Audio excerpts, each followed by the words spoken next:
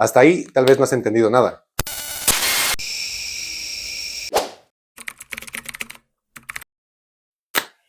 Pon atención porque esto es fácil. Estos tres son los tres auxiliares que tienes en inglés, en la parte básica, sin contar los modals. Obviamente este tiene sus formas de presente y las de pasado. Was, were. Este do es su forma de presente que se complementa con does para terceras personas y también tiene su forma de pasado. Este have también se complementa con su forma para tercera persona y con su forma de pasado. Hasta ahí tal vez no has entendido nada. O bueno, sabes cómo se forman, pero ¿para qué se usan o cómo se usan? Observa, en inglés tú tienes dos tiempos simples. Presente simple, pasado simple. Si tienes esos tiempos, para formarlos no necesitas ningún auxiliar, solo necesitas tus verbos en ese tiempo.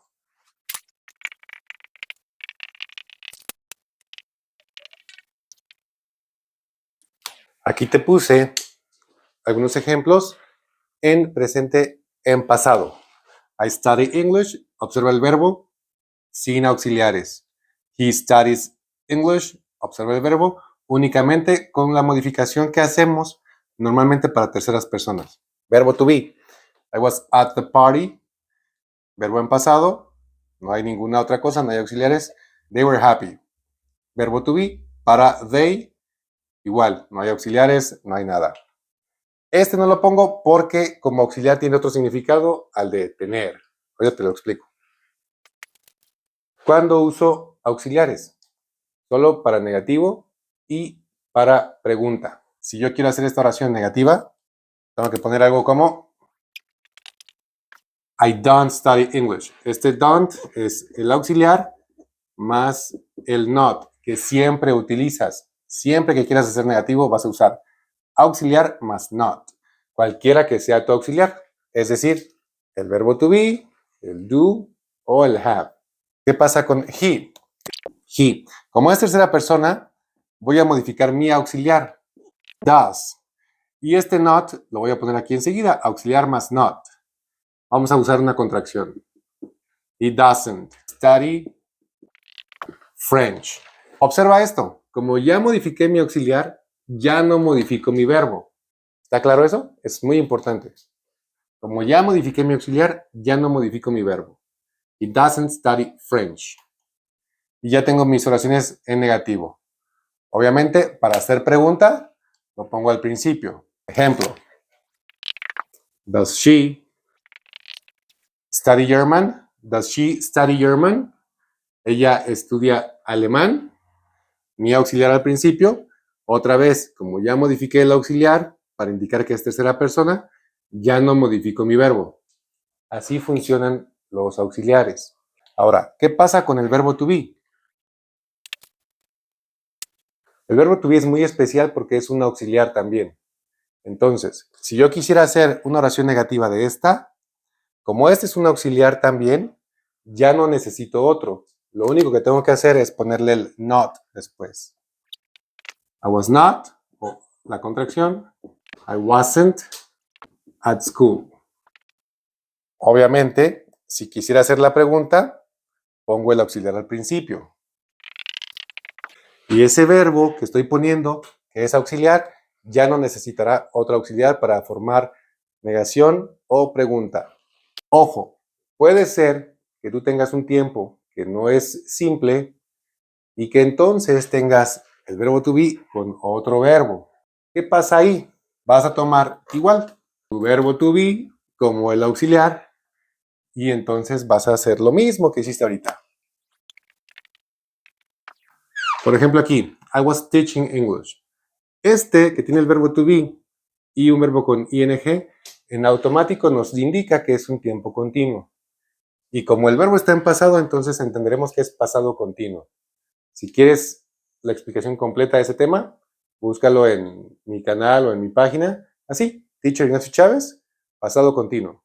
I was teaching English. Este es tu auxiliar, igual. ¿Cómo haces el negativo?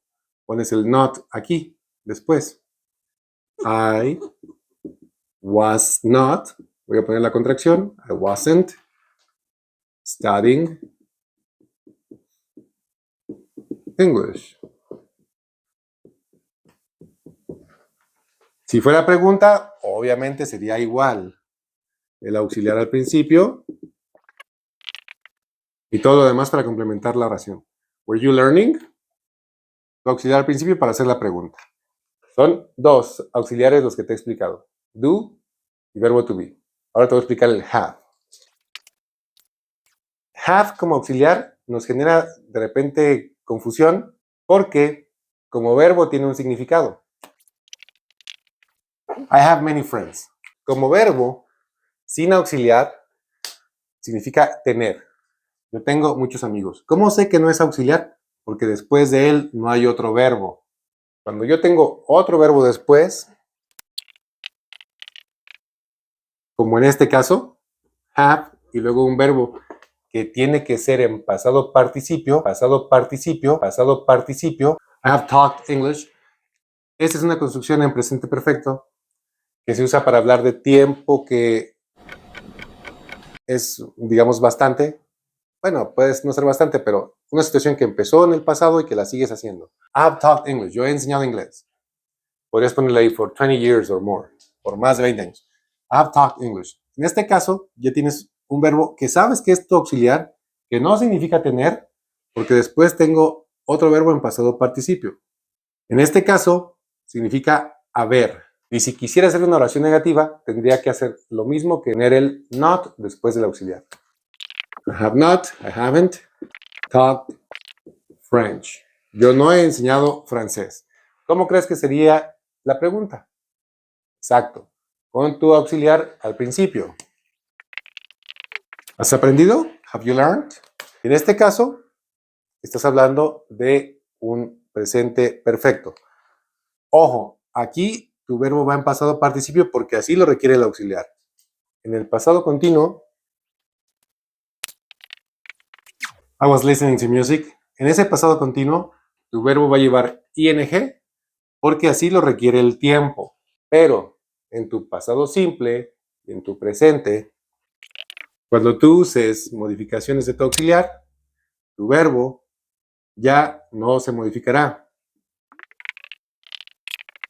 He does not listen, he did not play. Observa cómo la construcción de la oración respeta el auxiliar más not y tus verbos ya no se modifican porque ya tus auxiliares están modificados, tanto en presente como en pasado. Espero esto haya quedado muy claro. Nos vemos en el próximo.